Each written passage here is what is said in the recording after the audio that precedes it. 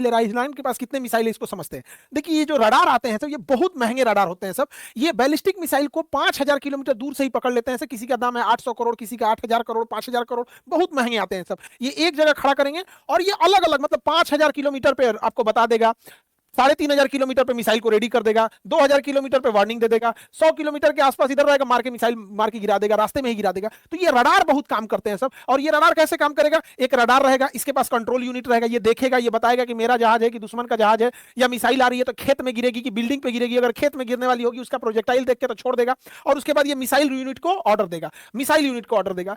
Iran ने ना आंखिए फोड़ दिया, इन लोग का रडारे मार के फोड़ दिया। देखिए इस सारा रडार कोई सस्ता नहीं है, कोई 1,000 करोड़, कोई 2,000 करोड़, कोई 700 करोड़, कोई 1,200 करोड़, कोई 10,000 करोड़, मारा धुआं धुआं कर दिया, आंखें फोड़ दिया। ये तो वही बैलिस्टिक मिसाइल्स हैं, अलग अलग लेवल की बैलिस्टिक मिसाइल है। उसकी फतह बैलिस्टिक मिसाइल है, और इसका जो शाहिद ड्रोन है ये बहुत खतरनाक है। और ये बैलिस्टिक मिसाइल अब नए पार्ट को फॉलो कर रहे हैं। ये मिसाइल जब गिरने वाले हो रहे हैं टारगेट पे तो उसे हम टर्मिनल फेज कहते हैं। टर्मिनल फेज पे ना ये अचानक से रास्ता बदल दे रहे हैं, और रास्ता बदलने के बाद उनकी स्पीड अचानक से, जो नॉर्मल स्पीड आ रही है, अचानक से तेज हो जा रही है। इससे घाटा क्या हो रहा है कि जो मिसाइलों को काउंटर करने के लिए इजराइल और अमेरिका मिसाइल मारते थे सब, तो सपोज कीजिए कि इसकी स्पीड है 1,000 किलोमीटर पर आवर, 1,000 की स्पीड से आ रहा है। अब ये भी काउंटर करने के लिए 1,200 की स्पीड से आएगा, और ये अचानक यहां पहुंचने के बाद 2,000 की स्पीड से हो रहा है। तो कंफ्यूज हो रहा है, जा अब क्या करें, यहाँ पे ये उल्टे गिर जा रहा है दूसरे के शहर पे। तो ये इजराइल ईरान बहुत खतरनाक ढंग से मार रहा है अपनी बैलिस्टिक मिसाइलों को। बल्कि ईरान के पास ऐसे बैलिस्टिक मिसाइलों का जखीरा है, ये पूरा अंडरग्राउंड रखे हुए है अपने बैलिस्टिक मिसाइलों को। अब इन बैलिस्टिक मिसाइल में ईंधन कैसे पड़ेगा?